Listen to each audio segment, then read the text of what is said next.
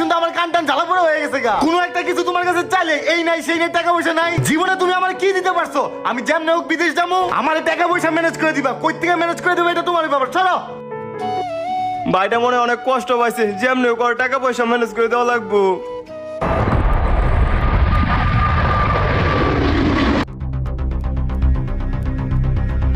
জীবন, তোর ভাবি খুব অসুস্থ, সামনে ডেলিভারি হইব, আমার কাছে কোনো টাকা নাই। আর তুই তো অনেক বড় বাড়ি করছস, আর তোর হাতে অনেক টাকা আছে, আমার কিছু টাকা দে না ভাই। ও নো শেড, এই ভিখার বলছে কি আমার জামা কাপড় দামি কোটটা দিয়েছে নষ্ট করে।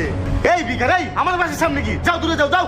ভাই আমার দেখ, আমি তোর ভাই, আমার চিনস না তুই? স্যার ওর মাথা নষ্ট, চলেন আমাকে ডিজে পার্টি আছে, পার্টিতে যাই। হ্যাঁ চলো।